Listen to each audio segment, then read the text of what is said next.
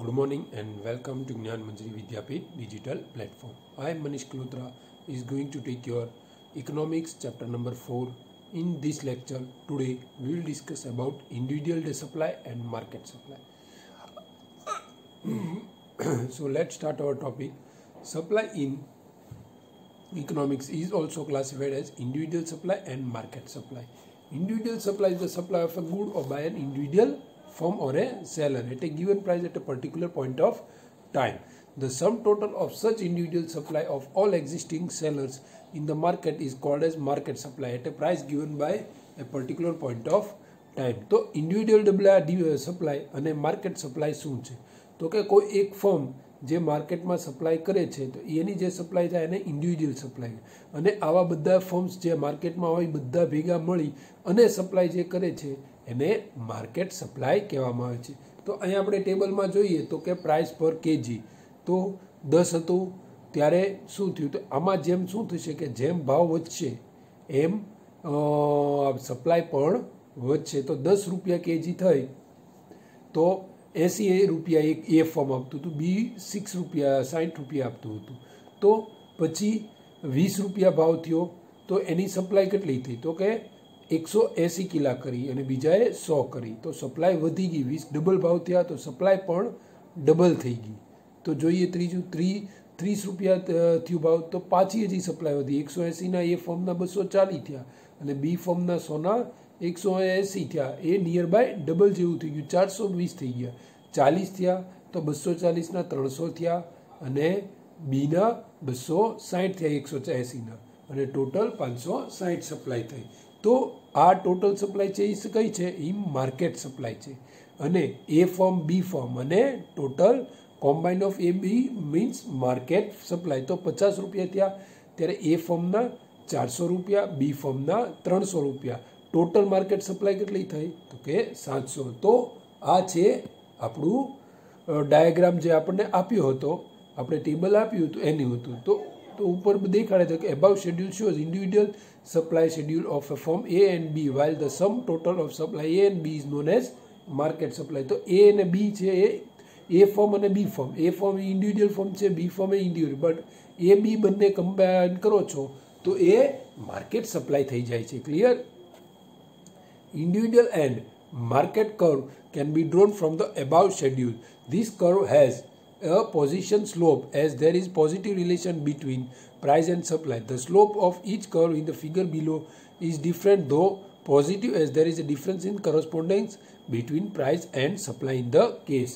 તો અહીંયા y axis ઉપર આપણે જોઈએ, પહેલા સપ્લાય કરો ઓફ ફર્મ એનું જોઈએ તો એમાં જેમ જેમ વાય એક્સિસ ઉપર પ્રાઇસ આપેલી છે અને એક્સ એક્સિસ ઉપર સપ્લાય ઓફ યુનિટ્સ આપેલી છે. તો જો એ એક્સ વાય એક્સિસ ઉપર તો 10 હતા, 20 હતા, 30 હતા, 40 હતા, 50 એમ આપ્યું. સામે 100 યુનિટ્સ, 200 યુનિટ્સ, 300 યુનિટ્સ, 400.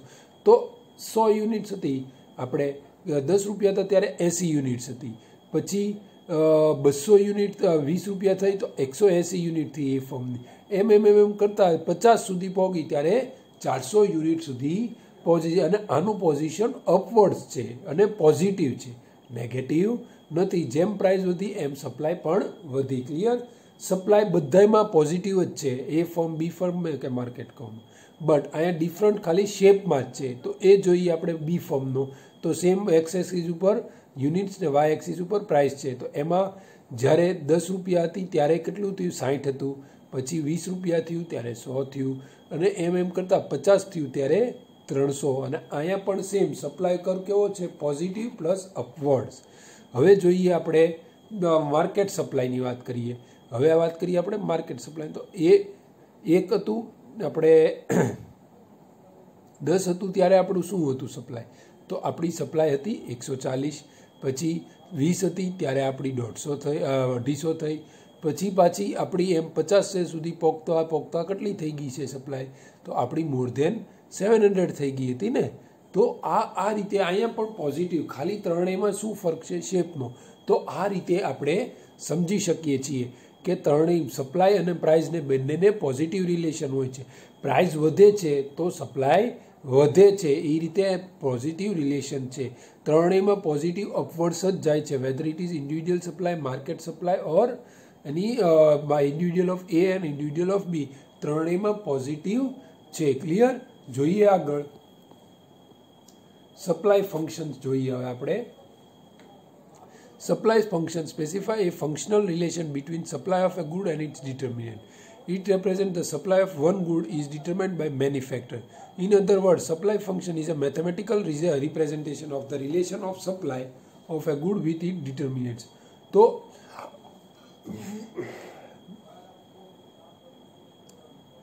તો અહીંયા આપણે હવે સપ્લાય ફંક્શન વિશે વાત કરવાની. તો સપ્લાય ફંક્શન શું છે? તો કે એ ગુડ્સ સાથે આપણે જે ફેક્ટર્સ ડિટરમાઇન કરતા હોય છે એની સાથે કેવું રિલેશન છે એની બાબત વાત કરવાનું. તો આ મેથેમેટિકલ આપણે રિલેશનશિપ રેપ્રેઝન્ટેશન બતાડવામાં આવ્યું છે, relation of supply of goods with its determinant.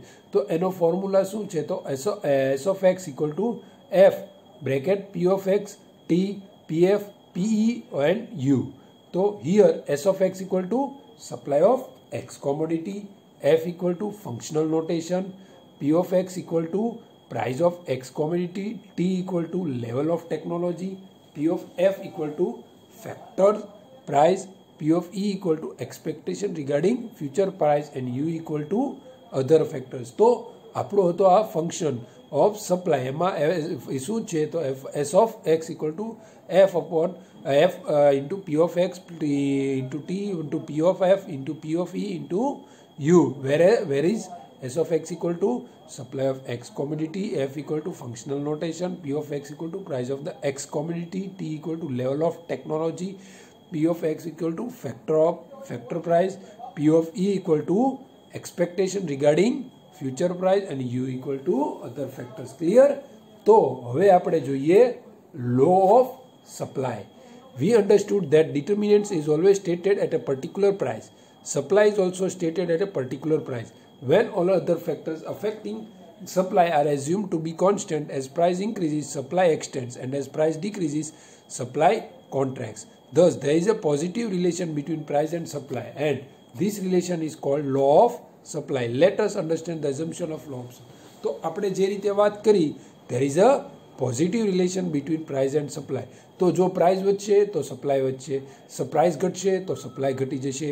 આ રીતે આપણે એમ કહી શકીએ બીજા અધર ફેક્ટર્સને આપણે માઇન્ડમાં ન લઈએ, ઓનલી પ્રાઇસ અને સપ્લાય બંનેને જ આપણે વાત ખાલી કરીએ. Here we will discuss only of 2 point, price and supply. જો પ્રાઇસ વધશે તો સપ્લાય વધશે, પ્રાઇસ ઘટશે તો સપ્લાય પણ ઘટશે. Same will be happen. Clear? તો આ હતું આપણી એઝમ્પશન. હવે આપણે કરીએ of law of supply. Law of supply rests on certain assumptions. There are several factors affecting supply of a good at a particular point of time beside price. However, the law of supply assumes the effect of all factors other than price as a constant on the supply at a given point of time. Actually, some of the other factors have a more exerting influence on supply than price. However, we assume that this to be constant. Such important assumption of law of supply are. તો શું કહે છે આપણે આ law of સપ્લાયને આપણે સમજવું હોય તો બીજા બધા ફેક્ટર્સ, બીજા એટલે સપ્લિમેન્ટરી પ્રોડક્ટ, કોમ્પ્લિમેન્ટરી, એ બધાને આપણે કોન્સ્ટન્ટ રાખવાના, એને આપણે ગણવાના નથી. અહીંયા આપણે ફક્ત ખાલી અને ખાલી પ્રાઇસ અને સપ્લાયને બંનેને જ ગણવાના છે. Here we want to see only price and supply. એ બે પોઈન્ટને જ આપણે કન્સિડર કરવાના છે, બીજા એકે પોઈન્ટને આપણે અહીંયા કન્સિડર નહીં કરીએ. તો જોઈએ પહેલાં આપણે price of factors of production.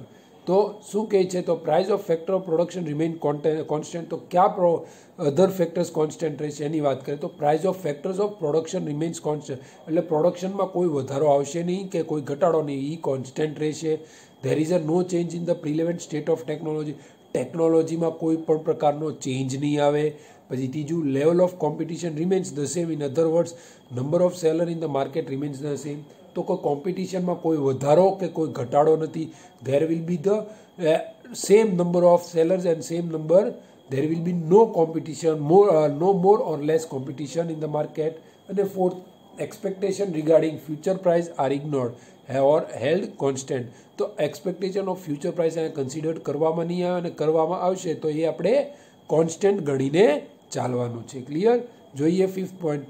Other factors like government policy, transportation policy, natural factors, etc. remains constant. તો other factors પણ અહીંયા કોન્સ્ટન્ટ રહેશે, એમાં કોઈ ચેન્જ નહીં આવે. તો અધર ફેક્ટર્સ ક્યાં છે? તો કે government policy, transport facilities, natural factors et cetera remains constant, એમાં કોઈ ચેન્જ આવશે નહીં. ક્લિયર? તો હવે જોઈએ આગળ schedule diagram and explanation of supply. A schedule showing a seller's willingness to sell a good at a various price is called the supply schedule. The following table shows a hypothetical example showing the willingness of a seller to sell apples at different price. તો અહીંયા આપણે જે વાત કરી હતી individual supply, બસ same આ જ વાત અહીંયા આપણે કરવાની છે. તો કે પ્રાઇસ જ્યારે આપણે ટેબલમાં જોઈએ કે 50 હતું ત્યારે સપ્લાય કેટલા કેજીની હતી? તો કે 200ની. શેની? તો કે એપલ્સની. 60 થયું ત્યારે ડબલ થઈ ગયું 400 કેજી. 70 થયું તો 600 થયું. 80 થયું તો 800 થયું. 90 થયું તો 1000 થયું. તો આ રીતે જેમ પ્રાઇસ વધી એમ supply of the product also increase. આપણે એપલ્સ હતા તો એપલ્સની પણ સપ્લાય સામે એટલી જ વધી, જેટલી સામે પ્રાઇસ ઓફ એપલ્સ વધી એટલી જ સામે સપ્લાય ઓફ એપલ્સ વધી. તો અહીંયા આપણે જોઈએ ટેબલમાં, તો જ્યારે 50 હતી ત્યારે સપ્લાય કેટલી છે ટેબલ ડાયાગ્રામમાં? તો 200. અહીંયા એક્સ એક્સિસ ઉપર પ્રાઇસ, એક્સ એક્સિસ ઉપર સપ્લાય ઓફ એપલ્સ આપેલી છે અને વેરેઝ વાય ઉપર સપ્લાય આપણે પ્રાઇસ આપી છે. જ્યાં 50 રૂપીસ છે ત્યાં 200 કેજીસની સપ્લાય થાય છે. જ્યારે 60 થયું છે ત્યારે 400ની થાય છે. જ્યારે 70 થયું છે 600, 80 થયું છે ત્યારે 800 અને 90 થયું છે ત્યારે 1000 કેજી ઓફ એપલ્સની છે. તો આ રીતે આપણે સમજ્યા આમાં. તો એક્સ એક્સિસ ઉપર શું હતું? તો સપ્લાય ઓફ એપલ્સ, વાય ઉપર પ્રાઇસ ઓફ એ યુનિટ પર કેજી. તો જેમ પ્રાઇસ વધી એમ સપ્લાય પણ વધી. તો આ રીતે આપણે કહી શકીએ કે there is a positive relation and it goes upward side, straight upward side જાય છે આપણી લાઈન, એ આપણે જોઈ શકીએ છીએ. ક્લિયર? તો આને આપણે શું કહીશું? તો આને આપણે positive relation between supply and price કહી શકીએ. ક્લિયર? તો આ હતું આપણું એક્સપ્લેનેશન. હવે આપણે જઈએ relation between price and supply. There are two reasons for positive relation between price and supply. Seller pursue the objective of profit maximization. When price rise, they see the possibility of increasing profit. Thus, they supply more at a higher price. તો શું કહે છે કે seller અહીંયા શું pursue કરે છે કે ઓબ્જેક્ટિવ રાખે છે મોર પ્રોફિટનું વધારે અને વધારે પ્રોફિટનું મેક્ઝિમાઇઝેશન ઓફ પ્રોફિટની મહત્વ રાખે છે. તો જેમ પ્રાઇસ વધશે તો એ વધારે નફોના લોભે એ વધારે માલ સપ્લાય કરશે. આ રીતે જ્યારે પ્રાઇસ વધે છે તો એ રીતે થાય છે, અને પ્રાઇસ ઘટે છે તો એ નુકસાનીના ડર કે ઓછા નફામાં ન વેચવા માગતો હોય તો પ્રોડક્ટ સપ્લાય ઘટાડી દેતો હોય છે. જોઈએ બીજો point, when price rise those producer who were not willing to sell their stocks at a lower price start selling the pro stocks. તો શું કહે છે?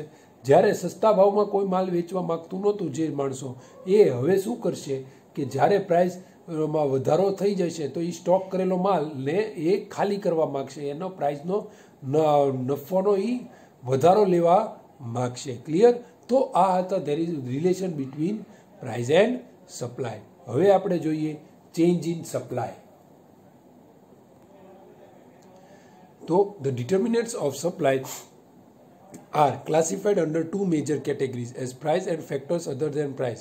When other factors are assumed to remain constant and price is varied, there is an expansion and contraction of supply. When price is held constant and other factors are varied, there is an increase and decrease in supply.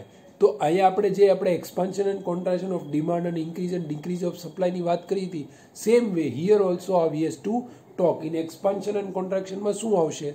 તો price આવશે. Increase and ડિક્રીઝમાં શું આવશે? તો અધર than price આવશે. Clear? આ વસ્તુ યાદ રાખવાની છે. આપણે ડિમાન્ડમાં પણ જોયું, સેમ હવે આપણે આમાં સપ્લાયમાં પણ જોઈએ. તો પહેલાં આપણે સ્ટાર્ટ કરીએ expansion and contraction of demand. When other factors are assumed to remain constant and price is varied, there is an expansion and contraction of supply. Other factors may constitute cost of production or price of factors of production, number of sellers, level of technology, government policy, etc. તો આ અધર factors કહેવામાં આવે છે. ક્યાં અધર factor? તો cost of production, price of factors of production, number of sellers. આ બધામાં change આવશે નહીં. ચેન્જ શેમાં આવશે? તો ચેન્જ ખાલી પ્રાઇઝમાં આવશે. આપણે જે વાત કરી હતી ને હમણાં, તે આપણે એપલની એની વાત કરી હતી ને, તો એ જ રીતે અહીંયા આપણે વાત કરવાની છે. તો અહીંયા ઓનલી પ્રાઇઝની જ વાત. જો પ્રાઇઝ વધશે તો સપ્લાય વધશે, પ્રાઇસ ઘટશે તો સપ્લાય ઘટશે. ક્લિયર? તો જોઈએ આપણે પહેલો પોઈન્ટ, આપણે એક્સપાન્શન એન્ડ કોન્ટ્રેક્શનના. જ્યારે આપણે પ્રાઇસની વાત કરી હતી, સેમ ઓલામાં આપણે વાત કરી હતી પહેલાં, આની પહેલાંના પોઈન્ટમાં. તો અહીંયા એપલ્સની એક સાઈડમાં આપેલું છે, એક સાઈડમાં પ્રાઇસ એપલની આપેલી અને બીજી સાઈડ સપ્લાય આપેલી છે. તો જ્યારે 70 રૂપીસ હતા ત્યારે 600 હતા, એમ સમજો. Supply of kgs of Apple 600 KG હતા, પણ 80 થયું તો ડાયરેક્ટ 800 થયા, 92 થયું તો 1000 કેજીસ થઈ ગયું. સામે જો 70નું 60 થયું તો શું સમજવાનું? તો 70નું 60 થયું તો 600માંથી 400 કેજીસ થયું. ફર્ધર 60નું 50 થયું તો શું? તો કે 50 થયું તો 400નું 200 થતું હોય છે. તો આ રીતે પણ જ્યારે પ્રાઇસ વધે છે તો ત્યારે સપ્લાય પણ વધે છે, અને પ્રાઇસ ઘટે છે ત્યારે સપ્લાય પણ ઘટે છે. તો પ્રાઇસ વધે છે તેને શું કહેવામાં આવે છે? તો એને એક્સપાન્શન ઓફ સપ્લાય કહેવામાં આવે છે. ને પ્રાઇસ ઘટે છે ત્યારે એને શું કહેવામાં આવે છે? Contraction of supply. તો એ આપણે આ ડાયાગ્રામમાં જોયું. એક્સ એક્સિસ ઉપર સપ્લાય ઓફ કોમોડિટીઝ કેજી છે અને વાય એક્સિસ ઉપર પ્રાઇસ ઓફ ધ કોમોડિટી છે. એમાં એ બી સી પોઈન્ટ આપેલો છે SS લાઇનમાં. તો A to C જાય છે તો એ expansion of supply. A to C એટલે એ પોઈન્ટે 70 રૂપિયા ભાવ છે, 70 થી 90 જાય છે તો ડિમાન્ડમાં 600 થી 1000 જાય છે, અને A થી B જાય છે તો એ કોન્ટ્રેક્શન ઓફ સપ્લાય થાય. તો શું થયું? 70માંથી 50 રૂપિયા ભાવે જાય છે તો સપ્લાય પણ 600માંથી 200 થઈ જતી હોય છે. તો આ રીતે જ્યારે પ્રાઇસ વધે છે તો સપ્લાય વધે છે, એટલે એને એક્સપાન્શન ઓફ સપ્લાય કહેવામાં આવે છે. અને જ્યારે પ્રાઇસ ઘટે છે ત્યારે આપણે કોન્ટ્રેક્શન ઓફ સપ્લાય કહેવામાં આવે છે. તો આ રીતે પ્રાઇસ ઘટે તો સપ્લાય પણ ઘટે છે, અને પ્રાઇસ વધે તો સપ્લાય પણ વધે છે. તો એ જે સપ્લાય વધે ને શું કહેવામાં આવે છે? એક્સપાન્શન ઓફ સપ્લાય, અને પ્રાઇસ ઘટે ત્યારે કોન્ટ્રેક્શન ઓફ સપ્લાય. ક્લિયર? તો હવે આપણે જોઈએ નેક્સ્ટ પોઈન્ટ, એ આપણે increase and decrease in supply. When other factors or some factors other than price change in the favor of the supply of a good, then there is a rightward or upward shift in the supply curve. If cost of production falls, price of production falls, state of technology improves, number of suppliers increase, government policies change in favor of product, then even if price of a good remain constant, its supply increase at the entire shift to the right. તો હવે increase and ડિક્રીઝમાં આપણે શું વાત કરીએ? અધર ફેક્ટર્સની વાત કરીએ, price સિવાયની બધી. તો પ્રાઇસ સિવાયમાં ઘણીવાર એવું હોય કે આપણે પ્રાઇસ નથી આપણે સપ્લાય ચેન્જ નથી કરતા, આપણે એટલી નહીં, બટ ન્યૂ ઇન્ક્રીઝ થાય છે, કોમ્પિટિશન ઇન્ક્રીઝ થાય, એ સપ્લાય કરે છે. એ ઇન્ડિવિડ્યુઅલ ને બી ઇન્ડિવિડ્યુઅલની વાત આપણે કરી હતી ને માર્કેટ. તો એ ને બી હતા, હવે સી આવી ગયું તો સપ્લાય ઓટોમેટિકલી વધી ગયું, અને એ બી બંને ઘટી ગયા, ખાલી એ એકલું રહ્યું તો સપ્લાય ઘટી જાય છે. આ રીઝન પણ હોય છે. આવી રીતે ટેકનોલોજીમાં કોઈ ચેન્જીસ આવ્યો એની કારણે સપ્લાય વધી, કોસ્ટ ઓફ પ્રોડક્શન ઘટી ગયું એની કારણે સપ્લાય વધી, એવા ઘણા બધા રીઝન હોઈ શકે છે. ક્લિયર? તો જોઈએ, if this factor change against the supply then all the same price supply decrease at the entire supply curve shift to the left.